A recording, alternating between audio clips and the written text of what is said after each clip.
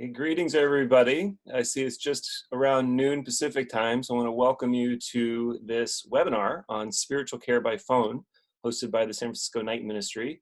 My name is Trent Thornley. I'm the Executive Director of Night Ministry, and I'm also the CPE educator.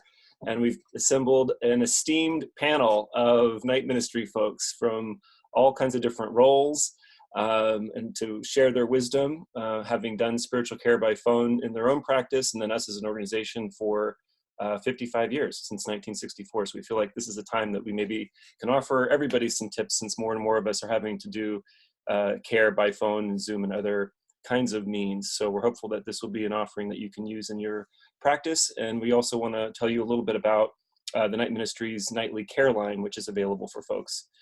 So what I'd want to do just very quickly is introduce the panel, and then I'm going to have them introduce themselves more robustly as they talk.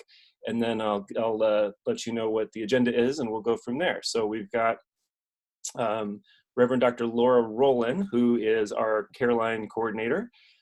We've got Simeon Whitney, who is one of our veteran phone line counselors. Rod Seeger, one of our governing board members, also the president of our professional advisory group and a CPE educator, actually started the program here at the Night Ministry. Carmen McDonald, who is one of our current CPE students, and then last, certainly not least, is Reverend Valerie McEntee, our night minister. So the format today will be, let me just share the screen here. So again, welcome to the webinar. We'll go from noon to 1 Pacific time. There's our care line, and I'll say more about that in a minute. The agenda today is just a brief welcome and orientation to, this is a Zoom webinar. So I'm new at this. I think we're all kind of learning these new technologies. So I want to give us all a little bit of a quick orientation. I want to say a word about the Night Ministry, tell you what we're up to in case you don't know much about us yet, and specifically our care line. So that'll be about 5 minutes. And then I'm going to ask each of the panelists in that order to give about 5 minutes of a talk around some tips that they have for spiritual care by phone. Then we'll open it up to a discussion among the panelists. There's also a Q&A opportunity. You'll have a chance to raise your hand. You can speak. You won't have your video, so don't worry if you're not video ready, but you can speak, or you can actually type questions into a Q&A box, and I'll show you how to do that. And then we will close and finish by noon today. So Google Drive, yes, I've got a link to a Google Drive, which will have a bunch of documents in it, including today's agenda, the Zoom instructions. I'm going to show you a little bit about San Francisco Night Ministry and our history, including some selections from a book by our first Night Minister, Reverend Don Stewart. I'm listening as fast as I can. Also some care line flyers that you can distribute. We want to advertise our care line widely for folks who need to speak to somebody in the night, and that would include caregivers. And then finally, this Google Drive is where we will have the recording of today's session so that you can download it and use it and distribute it freely. So I'm going to post right now the Google Drive link for you all in the chat. And so just let me know if you need that later. Another time I'll also send it out via email so that you can have that after the webinar today. So let's see here. Zoom. So in the Google Drive, you'll see this document, which gives you a basic orientation to a Zoom webinar. The one thing I want to highlight for those of you who haven't done a webinar before is you can raise your hand, and then I can unmute you to talk and ask a question. So I want to tell you a little bit about the Night Ministry very briefly. We've been around since 1964, offering ministry, spiritual care on the streets of San Francisco and at night. We've also operated a phone line where people can call in and volunteer, trained volunteer phone counselors to be able to offer care and then refer folks to the night minister when prioritizing someone with greater need. We also have traditionally been able to dispatch people, dispatch night ministers to go to people in bars, hotels, SROs, on the streets to meet them and give them care. And this is our current night minister, our three most recent before her, night ministers emeritus and myself. And now we're currently still offering this care on the streets and by phone. We also have a CPE program. This unit is an extended unit that we're offering with a Buddhist a Buddhist-inspired unit focusing on Buddhist assessment models and so forth. We also have various programs, most of which are suspended at the moment due to the pandemic. We offer an open-air Christian worship service twice a week, one in the Mission in Spanish, or it's a bilingual service, one in Civic Center. We also offer a Tuesday gathering for folks, which is actually something we're still doing by phone and by Zoom. That's Tuesday nights at 6 p.m. Our website has more details. A Monday night Buddhist meditation group, you see there. We participate in things like the vigil for the annual vigil around the winter solstice, honoring those neighbors who have passed on the streets or in marginal housing. We do a sacred space, which is an LGBTQ friendly program. That's our Christmas Eve service there. And I put this one in there just in general to emphasize that we are LGBTQ friendly. We've been an ally of that community since our founding. So those are the 4 areas of the night ministry. We have the night ministry, the care line, our community programs, and our CPE program. So I wanted to show you a promo video. It's only less than, I think it's less than a minute or about a minute long. This is something we're putting on Facebook. It's about the care line. So if you'll indulge me for a minute.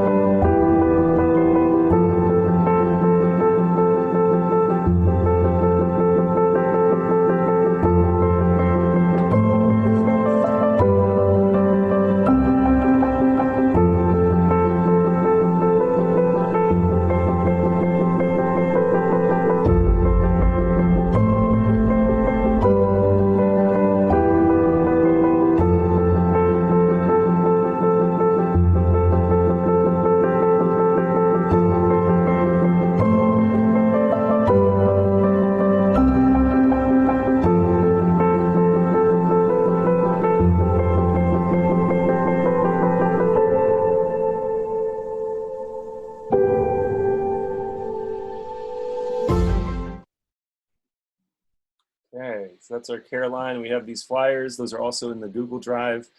So please feel free to distribute widely and encourage folks to call. We're looking for to expand our hours to 8 p.m. We're doing more things in terms of recruiting volunteers, callers, and in this fundraising campaign to up our game in terms of our platform, our phone platform. So your help would be most appreciated. So our panelists, as you see, are here. And now I'm going to launch into the panel portion of the seminar, the webinar. So we're going to go in this order. And I've asked them each to prepare a response for about 5 minutes on this prompt. What are your top 3 tips for providing spiritual care by phone as opposed to in person? Top 3 tips. So with that, I would like to invite Laura Rowland to introduce herself and give us some of her thoughts. Hello, everybody. We're great. We're really glad to see such a good turnout today. And I would like to once again welcome you to the webinar. Before I start, I do want to say that I need to skip out about 10 minutes early. I have actually another Zoom meeting right after this one. And it seems like life is going on these days, but it's occurring on Zoom. So again, welcome. Most communication, as you probably know, is nonverbal. So on the phone, a big portion of the communication is missing. Pretty much what you have left is what you say and the tone with which you say it. So I would suggest when you're on the phone providing spiritual care that even though the person can't see you, that you still be aware of your nonverbal communication, be aware of your facial expressions and body language, because even though the person can't see you on some unconscious level, what you're portraying with your demeanor, just your physical posturing and your facial expressions can actually still come through. Be very much aware of your tone because it will likely communicate more than your words do. For instance, if you're on the phone with somebody who's in distress, which is likely to be happening because that's when people might call when they're in distress, you don't want to sound overly cheerful if somebody's talking to you about what they're depressed about. At the same time, you don't want to sound overly morose. You're kind of wanting to bring them up a little, but if you try to go too up, it might sound insensitive to what they're dealing with, but if you try to go down to where they are and match their level of feeling down, then you're not going to be pulling them up. So you need to find like just sort of a balance between the two extremes. Think about how you can convey empathy authentically with your tone and your words. You want to come across as having empathy. You don't want to overdo it and sound insincere or inauthentic. But on the other hand, you don't want to sound unconcerned or dismissive. One big difference with phone counseling is that with regular in-person counseling, the person might see you, say, every Tuesday at 2 o'clock. So you're going to see the person during a wide range of times in their life. Sometimes they might be in distress. Sometimes things might be going well. Sometimes nothing's going on, but it's Tuesday and it's time, or Thursday and it's time for the appointment, so they have to see you.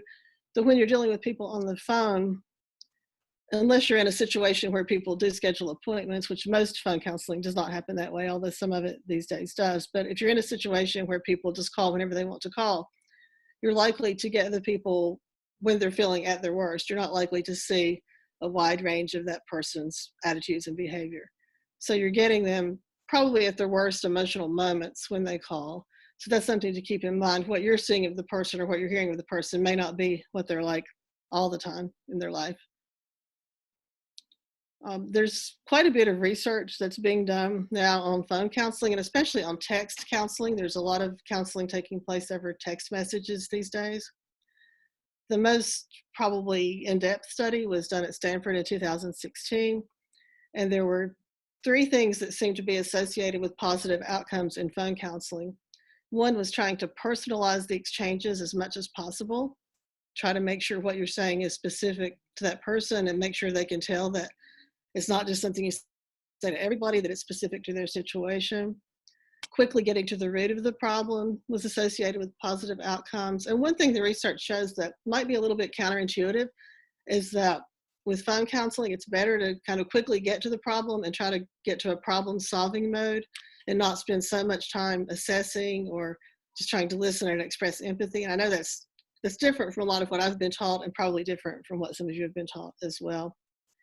The third thing that's associated with positive outcomes is to use positive words and phrases and to try to steer the caller toward a more positive attitude before the phone call ends. The phone sessions and text sessions, and they were observed, like the researchers observed many, many sessions to see what the patterns were. And there were 5 stages that were typical. One was the introduction. That's where the caller or the texter and the counselor kind of greet each other. The next is problem setting. That's where you find out what the problem is. Problem exploration involves delving more into the problem and asking clarifying questions. Problem solving involves trying to find a solution.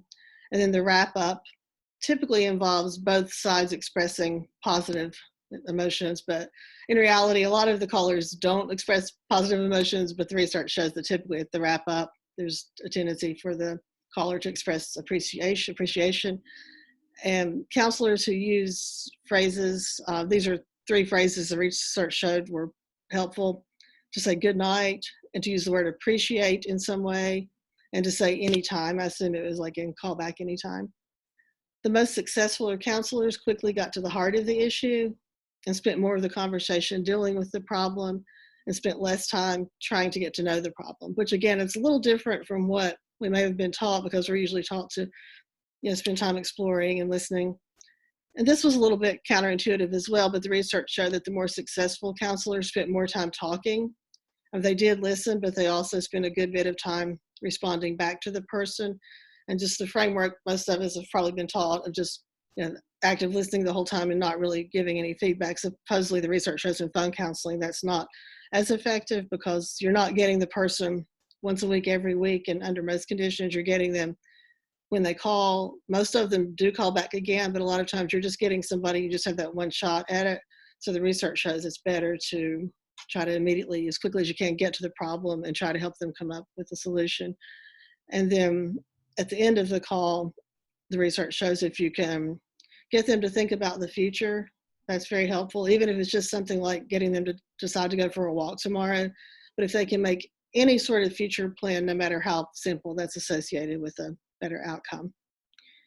And it's also good to make sure your comments sound natural. Try not to sound like you're reading something out of a textbook or like you're saying the same thing you say to everybody. The more you can personalize it and use language that's natural for you rather than language that may be like the textbook approach to communicating with someone, the more you can just sound natural with the callers, the better that's likely to be. Okay, thank you. Right, great. Thank you so much, Laura. And just a reminder, Laura is our volunteer coordinator. And so we've asked a variety of different perspectives to be on the panel today. And so next I want to invite Simeon Whitney, who's one of our longtime Caroline counselor volunteers. And how long have you been on the Caroline, Whitney? I'm coming at a year, I believe.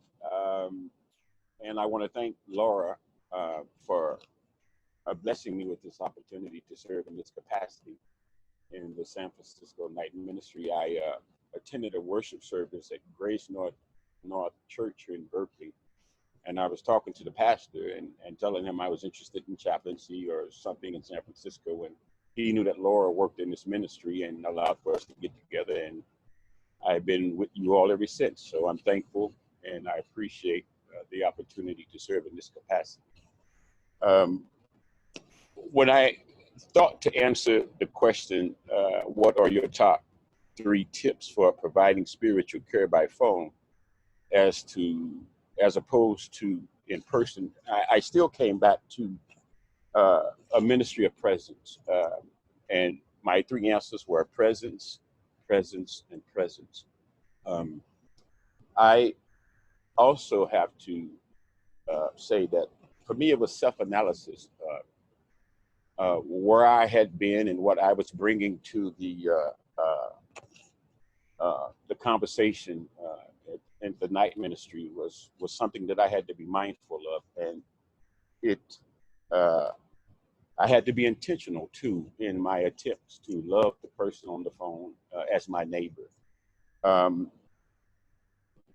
I realized that the inner work that I've been doing the past 5 years, was valuable, and it still is valuable because it's still in progress. I'm still working on me as I share and as I learn. Each person that I talk to, I can hear Mother Teresa, and I'll say more about Mother Teresa and Viktor Frankl as I conclude, but I can hear Mother Teresa saying that in the eyes of the poor, she saw Jesus in distressing disguise. And I hear on the phone, Jesus in this distressing disguise. And I empathize and I sympathize and I feel as I begin to share. And for me, I had to deal with my own internal struggles of hate and misplaced anger. And a lot of times I hear it repeatedly, during the conversations on the phone. And when I say presence, I mean, although we're not physically present, we still spiritually present and contextually in some ways we can be present. And I have this long word that I like to use that describes what I mean by presence. I try to be, with people I engage in ministry, socio, religio, politico, economic, philosophic, and theologically present. So I try to understand people where they are and to be what that situation required me to be. Sometimes on the phone, I realize that I'm gay, I'm lesbian, I'm violent, I'm angry, and all of these things I hear and I feel, and I realize that it's a part of me. And so I speak to myself when I share on the phone with the people that we. Simeon, sorry to interrupt. I just got a request to have you speak a little bit more into the microphone. It's wonderful. Thank you. Okay. Carry on. Yes. So I was just simply saying that I can hear the Apostle Paul saying, "I'm all things to everyone." So I try to do that. But I'm taking this class with Fran Grace at the Redlands University in San Francisco Theological Seminary, The Power of Love. And we're studying at this moment, we just finished actually Mother Teresa and Viktor Frankl. And it's just interesting how I thought that I coined all of this and that I was the one created the ministry of presence. And it's been here forever, and I'm just in the past year or so really in an in-depth way studying and mental health and spirituality. But Mother Teresa said this, and I think, and I'll conclude with this. I think they're saying very well what we're doing and who we are and what we are all about when we come through that phase of self-analysis and inner work to serve. Mother Teresa says this, and I'll conclude with Viktor Frankl after Mother Teresa. She says, there needs to be a total surrender to the service where God calls you. And for us, it's San Francisco Night Ministry. She said we must offer unconditional understanding and love. For us to look into the eyes during the conversation, I'm trying to look into the eye, the heart of what the caller is sharing, and to respond to that, to touch with compassion. And I think Dr. Laura said earlier, you know, we want to touch people with compassion. We want to feel, be human. And Mother Teresa says, touch with compassion as if they were Jesus himself. She says to pray and to serve a particular population, which we are doing in the night ministry. Now, Viktor Frankl, and I'll conclude with this, and I want to thank you for this opportunity. He said that we should accept suffering as a part of life and not compare one another. He says everyone has their own Auschwitz, the German concentration camp that he found himself in. And he said to see the inner core of each person as good, to love everyone as they are, to focus on their positive potential for goodness. And he used Carl Jung's term, to accept or to see their positive shadow. To assume will mean to is innate, and to be with each situation and call her as that context requires to be. And I thank you. Thank you so much, Simeon. And so now I'd like to invite one of our CPE students, Karma McDonald, to share some of her experience as a relatively new person who's been on the care line. And if everyone else can mute, that would be helpful. Well, hello, everyone. My name is Karma McDonald. I actually started, prior to the CPE, I started CLC in November. I started there before I started CPE in January. And what has really resonated and blessed me is actually meeting people right where they are. And I know that's just a common phrase that's coiled, but it's actually meeting people with your heart and with your soul and being present for them. And the overarching theme of spiritual care via the phone is actually being present and being supportive and being that listening ear with authenticity and with love. And we've been challenged lately by doing so, taking most of our calls at home. And so what I have done is I created a space for me in my home that's, if anyone can see it, it's inviting, but for me, it's inviting because I close my door, I light a candle, and I dim my lights. And what that does for me is it provides me with, sorry, I have to charge my computer 1 second, I'm sorry.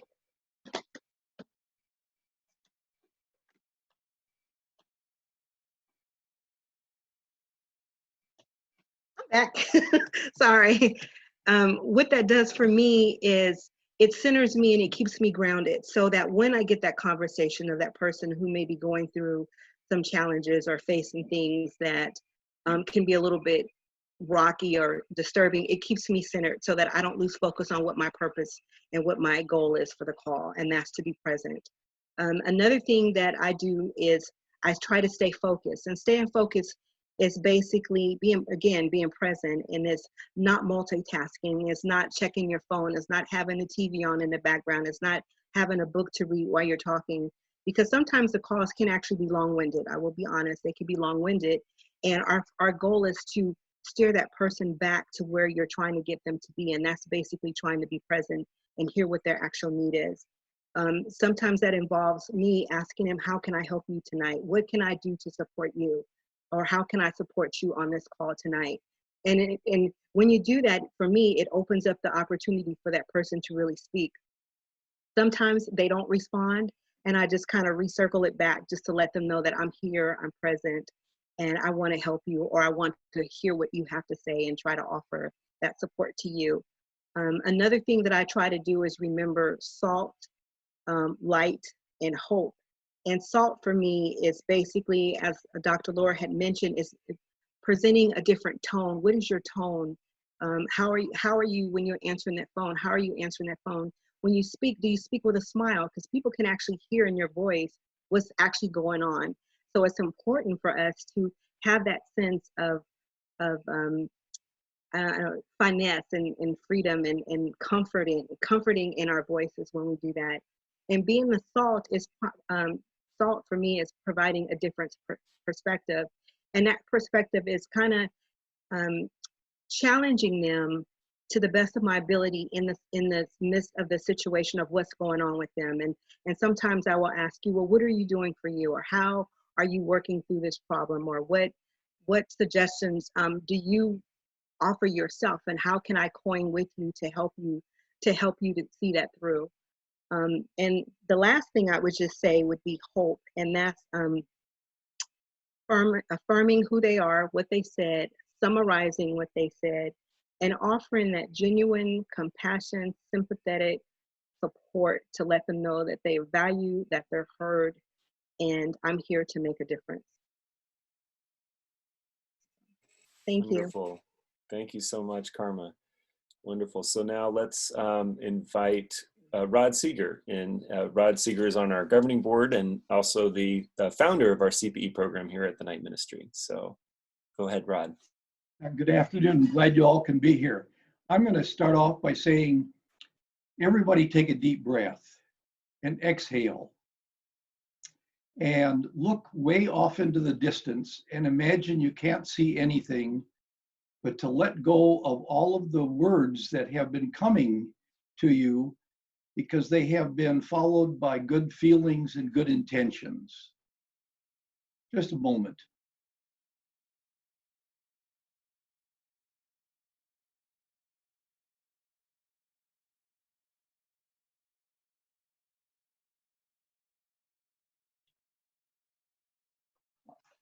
I have been a certified educator of CPE for 45 years. And just prior to graduating from seminary in the late 1960s, I was actually a crisis line counselor with the San Francisco Night Ministry and had my introduction to being on the phone. One of the things that didn't happen then is there were no training sessions. You arrived, you were locked into a room, and you answered phones from 10 p.m. until 4 a.m., hoping that you knew what to say. Fast forward a few years, I was a pastor in a church in Chicago. I had never had training on how to deal with people calling in. And so I thought I was doing okay. A person called in and they told me how mad they were with the church and that they were quitting. They were transferring their membership to another church where they are more accepting. And I had developed a kind of a reflex response when listening on the phone. I would either say mm-hmm or good or mm-hmm, and kind of alternating back and forth like that. About an hour later, after that call was over, I got a call from one of the members of our congregation. And she said, I just heard from so-and-so, and she told me that you said good riddance when I was talking. And I thought back, I never said good riddance, but I must admit I did say good a few times, and she just simply misunderstood me. I share that faux pas with you because sometimes things just come out of our mouth and we don't even know that it's happening. And that can certainly happen when you're on the phone. One of the things that I found really important and valuable when I first started the CPE program at night ministry was the training that happened was that everybody was listened to for 2 whole sessions, 2 evening sessions before they were turned loose on the telephone. And that was really helpful because the listener gave really good tips about you might try this or don't do that, or that was okay. Maybe you need to speak up a little bit and various things like that. I appreciated that. And I would suggest that if you are going to be involved in some kind of a telephone care line, or you're just going to call people who are isolated in their home or in the hospital, that you might want to have somebody listen to you a few times to see if you have caught a few bad habits while being on the phone. Several of them have been mentioned, and I'll just remind you of them. One is they can't see you. So all the nodding and smiling and frowning and winking and all that things you're doing, worthless. One of the things that is important is to do something you're not used to doing, and that is maybe to make sounds when you're listening so that they know you're still alive and that you haven't turned them into mute and you're off going getting a sandwich or something. It's really important to realize that we are counting on only 45% of our ability to communicate when we are on the telephone, because we've lost all of our nonverbals that are really a key part of what's going on. Angeles Arian, the author of The Fourfold Way, gave me a good tip in terms of how to be with people. She basically identified 4 ways of being, and I would encourage them as kind of underscoring what a lot has been said already. 1, really be present, show up when you're on the phone, really listen, and don't just have your hearing on. 2, respond to things of heart and feeling. Let them know that you're hearing their heart, they're hearing their feelings, and that you're not judging them or making it bad, which is then the 3rd part of the fourfold way, is to suspend judgment. Just stop judging. It's not going to get anywhere anyway with anybody. And if you are finding yourself doing a lot of judging, that may be your homework. And the 4th one is to let go of outcomes. You can't imagine that a 5, 10, 15, 20, even a 45-minute telephone call on the care line is going to change a person's life. Yes, you might save a couple. They decide not to kill themselves after they hang up. You probably won't know that. But to let go of outcomes and to trust what you can do in your conversation, as that's the most important thing, and what they do with the conversation is the most important thing for them. God bless. Best wishes to you. Great. Thank you so much, Rod. And finally, I'd like to invite our night minister, Valerie McEntee, to give us some of her perspective.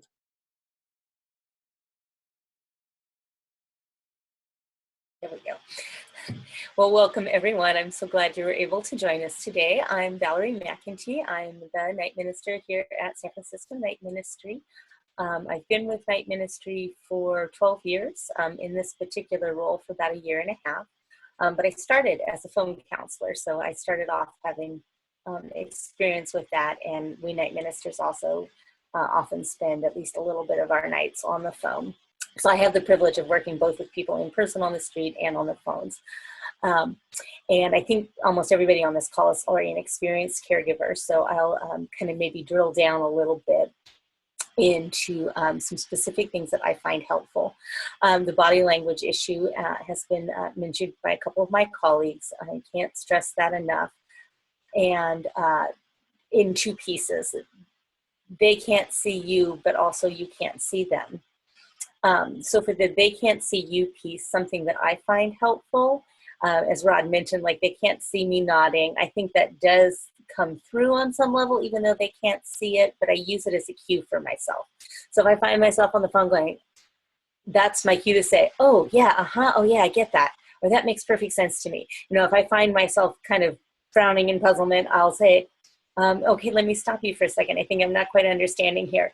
You know, just use on you. I'm sure I'll have your own phrases that you use with people, but to use my body language as a cue to say something, to kind of give my brain a little kick that like, oh yeah, I'm sitting here nodding, but they can't see that, so say something. So use your body language as a tool to help guide what you say. The second piece is the awareness that you can't see them. And that takes a lot of information away that you can't see, and it makes it more challenging. Had an experience before the whole virus thing. I was on the phone with somebody that I'd spoken with many times. I had never met her, and she was pretty suicidal. And I just couldn't quite get there, couldn't figure out what would help her. And she lives in the city, so I finally said, can I come and see you? And it took, you know, probably less than 5 minutes in the room to go, oh, this is what she needs, and to be able to work with her. So you're missing all of that information that you would normally have at the bedside or wherever you're meeting people. And so to just be extremely mindful of that, very curious about asking questions, listening. I listen carefully for background noise. Sometimes that can tell me a little bit more about what's going on. Paying super close attention to people's sighs, their silences, their tone of voice, all of that. I just pay super, super close attention to on the phone because I need to get as much as I can, I feel, out of the information that I'm getting because I'm missing that whole piece of having somebody right in front of you. The third thing I thought of when Trent asked this question is an issue that you've probably seen in hospitals, other care settings. It's easy for us when we have folks that we see frequently, that come in for help frequently. Sometimes in hospitals, they'll get the label of frequent flyer, you know, some other kind of maybe not quite so respectful titles. And I think that's really normal and natural for us to go there when somebody is a little more challenging to deal with. And unfortunately, because we're not seeing the whole human being in front of it, I've seen over the years how that can be exacerbated on the phone and phone counselors. And I catch myself drifting this way occasionally too. It's very easy to start to think of someone as a problem or somebody you have to defend yourself against, or, you know, to just get this very one-dimensional view of someone, because all you're getting really is their audio, you know, what they're saying to you. It's even easier to do that on the phone than it is in person. And so everything you use to guard against that in your current setting, like turn it up, dial that up to 11 when you're on the phone with somebody, and just whatever you need to do to keep reminding yourself it's a whole human being, it's a whole human being, it's a whole human being. You know, maybe later they're going to go walk their dog and greet their neighbor cheerfully, and, you know, or they're being perfect about social distancing and protecting us all, and you don't know that, whatever you don't know about them. Just to always keep that kind of high up in your mind, because that problem of getting a little cynical about people whom we serve repeatedly, I think creeps in worse on the phone than it does in person. And you probably are going to have repeat callers on any care line that you set up. When I've spoken to people who work and run other care lines besides ours, it seems to be a very common occurrence, and we certainly have a lot of folks that call us all the time. So just be mindful of that for yourself, to keep reminding yourself, you know, in my tradition, like, beloved child of God, beloved child of God, beloved child of God, whatever I need to do to remind myself that there's a whole person there, and it's not just the challenging behavior that they're showing me.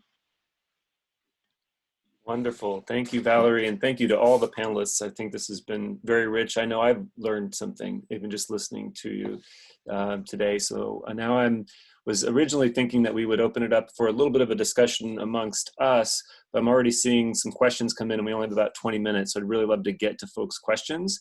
There are two ways to ask questions. You can type it in the Q&A box And actually, you can respond to each other that way. And you can also like someone's questions, because that also indicates where there's maybe some energy around a question. We want to make sure we get to those. The other way is you could raise your hand, as I mentioned, and then we can just put you on and you can speak your question to the panel. Or I know several folks from the night ministry are here, so if you wanted to add an additional comment, that would be another way to do that, and we can add you. So far we have a question from Cameron, who asks, I'm doing patient care at UCSF Mission Bay, so our remote approach is evolving. How would you suggest our approach differ when we initiate the call as opposed to folks calling in, example, to a care line? So I'm wondering if somebody would want to take the first response. Mm-hmm. Sure. So I've been in that situation in other aspects of my life. I was a lactation consultant once upon a time, and it was my job to call everybody 3 days after they were discharged from the hospital and see how the baby was doing and all of that. And I think a lot of times you might get a gatekeeper on the phone rather than the patient on the phone, but when they hear who you are, they're much more willing to let you in. So I would identify yourself right away. Hi, this is Cameron. I'm from UCSF. And then just say, I'm just calling to check up on you. And this question seems to be magic. I want to make sure you're getting all your needs met. And that will have people, their needs will start coming out of them, and they'll start tumbling out and telling you what's happening. And I don't know why that particular question works well, but it worked really well in lactation. It worked really well when I was a hospice chaplain. Something about, I want to make sure you're getting all your needs met. I don't know if it makes people feel like I'm more of an ally or what, but it seemed to really bring out people's concerns and questions. Great. Would any of the other panelists like to add on that? We also have some additional questions. Okay. Go ahead, Laura. Mm-hmm. I think one thing, a big difference in those two situations, when you're calling somebody, you have a little bit of an advantage because you have a chance to prepare ahead of time what you're going to say. If somebody's calling you, you don't know who's going to be on the other end until you answer. And I think it makes it, it's kind of a whole different dynamic. So I just wanted to add that. Great. So now I've got Jackie Hyder, who I'm going to put on to speak. Jackie is actually part of our Buddhist meditation group that helps to lead that as a volunteer staff person. So I think Jackie has a comment or question. Go ahead, Jackie.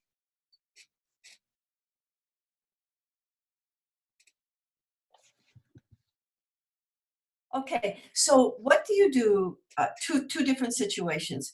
If someone is threatening somehow or threatening to harm someone,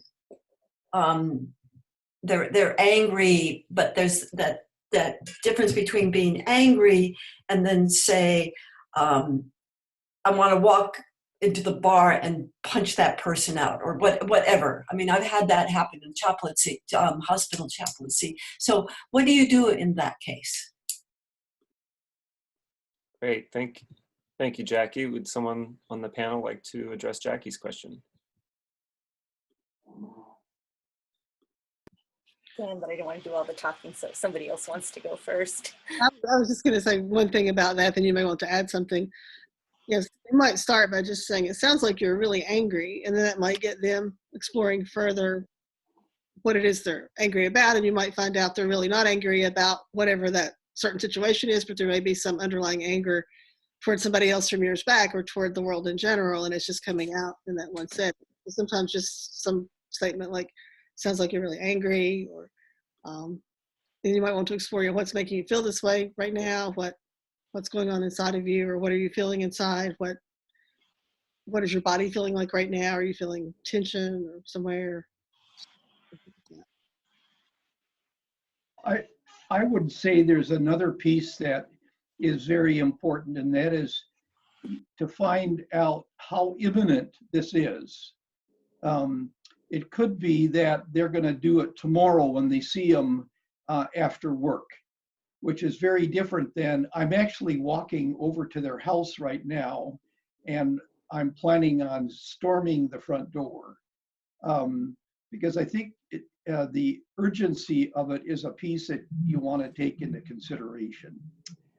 If it sounds like this person is going to do something significantly harmful, I would arrange to do a 911 call and indicate that this was happening, and if there was some way to identify where the person was, because I mean, they're basically announcing that they're going to do harm to somebody else, and I think we have a responsibility when that happens.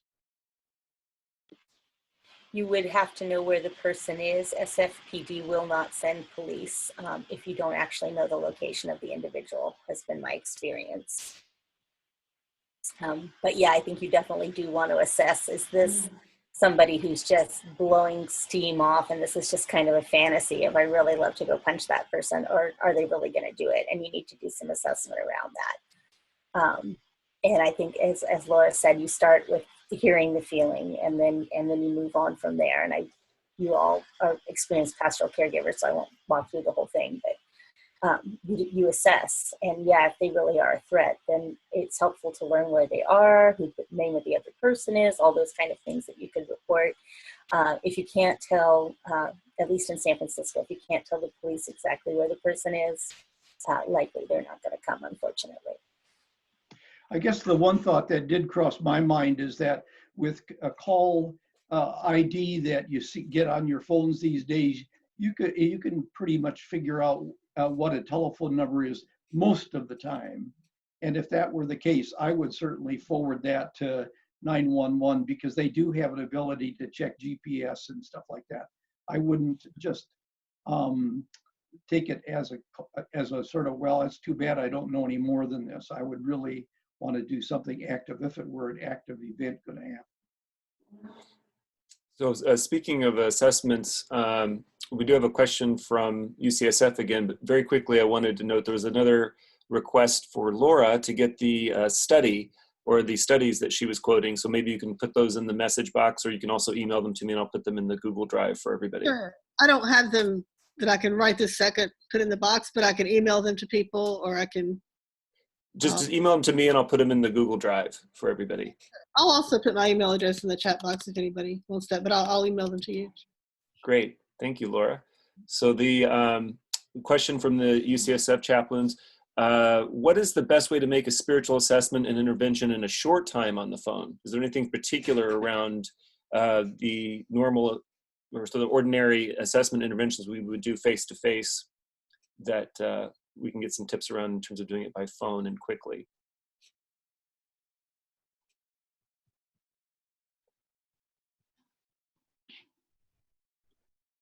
Yeah, unfortunately, I don't think I'm any quicker making my assessment on the phone than I am in person, even though I know that's, the research shows it's helpful. I have not figured out how to do it any more quickly on the phone than in person. I haven't either, really, even though the research kind of says what it says. I think, I know my tendency is to want to spend more time building rapport and getting to know the person, and just kind of with just the listening and reflection. And I think that's kind of what we've mostly been taught. I think some of the research is a little different from what intuitively feels right or true to me. So I think it's sometimes a little bit hard to get to that point of having the assessment completed and then going to the problem solving mode. It seems like there's more of a tendency to want to explore the problem with the person. Karma, I noticed you unmuted. Would you have something to add? I just wanted to say that I kind of agree with Laura, Valerie. I don't think that there is a way that you can do it quickly. A way that you can do it effectively, efficiently, is just to be present and to listen and to ask those questions. Again, how can I help you today? I see, I feel, I sense that you are in distress, or I sense or feel that there's something troubling you. What can I do to help you? I mean, if you don't want to jump in with the small stuff and answer the social questions, you can just cut right to it and just say, I'm answering your call today. I feel that you're distressed. What can I do to help you? Or what can I do to help you to feel better? But there isn't really a quick way to assess it, because it depends on where that person actually is in that particular space at that moment. Thank you. So we have a question that's been getting a lot of likes, so it's rising to the top. This is from Sakina, a chaplain resident at Stanford. What are your thoughts, suggestions for phone support with patients who may be physically very weak and unable to converse very much, but we still want to provide support over the phone? That seems very timely in this time of pandemic.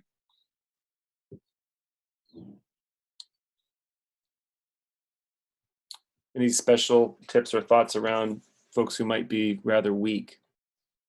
Well, it seems to me that you would need some assistance, like from a nurse or some caregiver, a family member or something, to maybe put the phone next to the person. And in this case, not get into a lot of question asking, but really more saying things that are affirming and supportive and caring and such.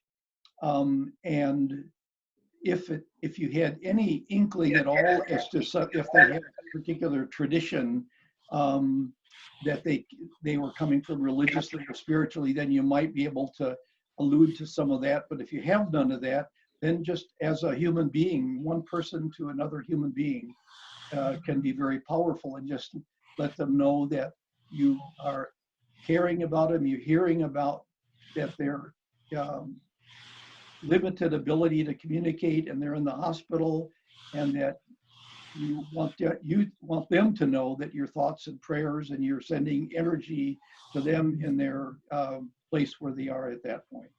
Mm-hmm. It's like you really have to shift gears and not get into active listening and trying to get the person to open up, but to actually just be able to say some supportive and caring things to that person, and they will feel that you do care.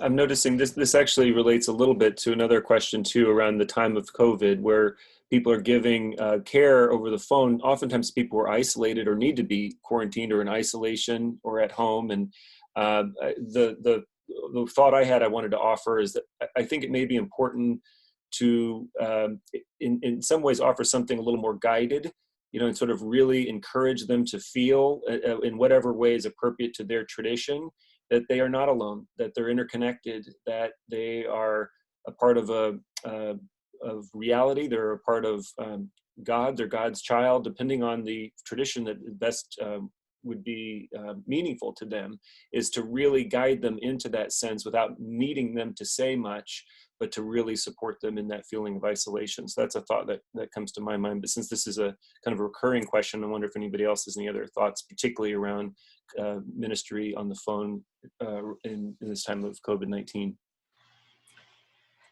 Sometimes it can be ministry to the caregivers a little bit too, kind of helping bring their frustration or their fatigue level down a little bit. It's going to help them provide better care. But then we can also suggest some very basic caregiving techniques to them, like, oh, does your mom like music? Is it possible to put on whatever she likes, some Frank Sinatra or whatever for her?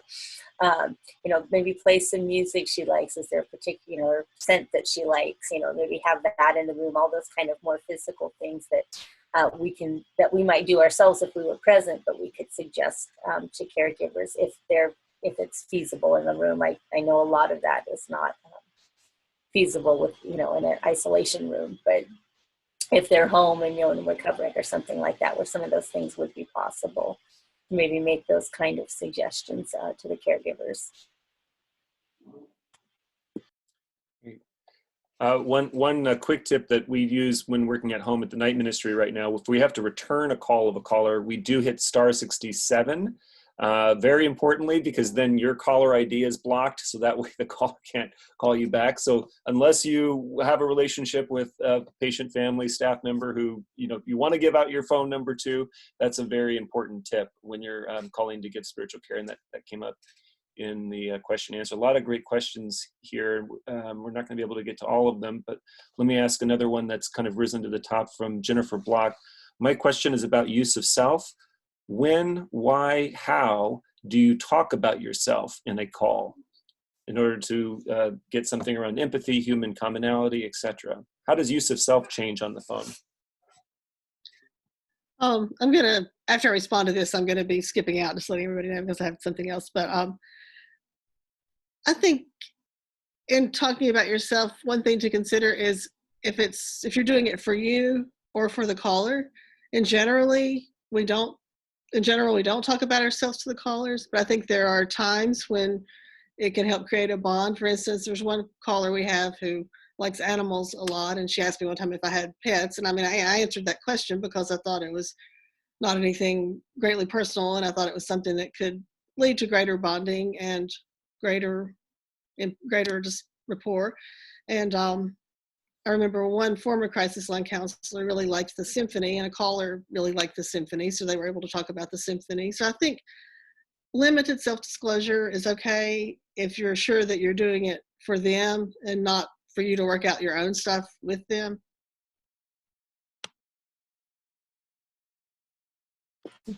And I would also, I'm sorry, Valerie, I would also like to add that it helps to build that trust and that rapport. So as Dr. Laura said, we don't want to make it about ourselves, but we do want to be transparent, because transparency is key when you're providing spiritual care. Yeah, if I find myself tempted to say something about myself, I first ask, can I do this in another way? You know, can I convey the same thing without making it personal about me? But if they're asking questions about me, unless it's something personal, I'll often answer, you know, do you have kids? Oh yeah, I have 2. How about you? You know, and I always turn it back with, and how about you? And that will usually kind of put the focus back on the caller, you know, or in person, either way. I use that a lot. I guess one comment that I would share is that one way to use yourself without needing to divulge private things or unique idiosyncrasies about yourself is that to say, well, I can understand being locked up in the house. And one of the ways that I have dealt with that is that I go out to my front window of the house, and I look out and I see a bunch of houses out there, and I know that every one of those houses have people in them, and they're doing exactly the same thing I am. So I'm using myself in that moment, but I'm not disclosing something that could be perceived as open to sharing too much about myself or too personally. But I think there are some ways that we do behave that we can generalize to the other person and said, you might want to try this. And part of where I'm coming from right now is in our neighborhood, somebody got the idea at 8 p.m. last Friday for everybody in the neighborhood, because we're supposed to stay in our homes and such, is to open up your front door and howl.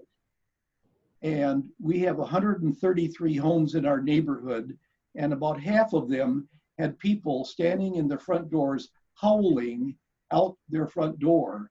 And it sent an incredible sound in the neighborhood. And we all knew we had a lot of friends out there, even though we were isolated in our own house. Go ahead, Simeon. Yeah. I was simply going to say that a lot of times the conversation leads into you sharing things that you decide at that moment is okay to share. And also, I usually don't share anything unless I'm directly asked and it's something that's not too personal, like where you're from, and I'll say the Midwest or, you know, something like that. And I think right now with this COVID-19 coronavirus thing, that's kind of a universal thing that's affecting everybody. So I feel like there's a common bond with all the callers, with all of each other, with the whole world. So I feel like that's something that people might want to talk about, that we might have thoughts and feelings about too. And it's kind of okay to share that because it's affecting them and it's affecting us. But anyway, I'm going to get good. Hey, everybody. Thank you. Bye. Thank you, Laura. Thank you, Laura. And I see that we're right at 1 o'clock Pacific, so I would want to go ahead and just thank all of our panelists for being here and offering your wisdom. I want to remind everybody again that we'll have a Google Drive, and I'm putting the link once again in the chat, and so that will have some other information. I will try to see if I can put the questions also in there. So if there's any additional answers that we can offer, we can try to put something else in there. This is my first time doing a webinar, so we'll see what I can do in terms of saving this chat. And yeah, I guess I just want to close with a brief blessing, just to say, Before you go ahead, Rod. Could I Yes. just ask you one question? In light of the enthusiasm and the curiosity and the interest, could we do a second one in a week? Yeah, I would be open to That's doing a all I second got. one. Yeah, I think, yeah, why don't we talk about that? I think that's a great idea. There's still quite a bit of enthusiasm. So I think it's probably a good idea. There seems to be a need for it. So I'll just very quickly say, may each and every one of you who is on the call, hearing the sound of my voice, know that there is a place for you in this world, a place for you in this universe, that you are loved, that you are valued, and that you are not alone. And that may each and every one of us be able to transmit that sense of presence, that sense of compassion, that reality of presence and that reality of compassion to each and every person in whatever means that comes, on the phone, via text, and in person. And may each and every one of you be blessed in the work that you are doing in this critical time. Thank you so much for joining us today, and we will be in touch with the link and any kind of follow-up. So thank you all very much.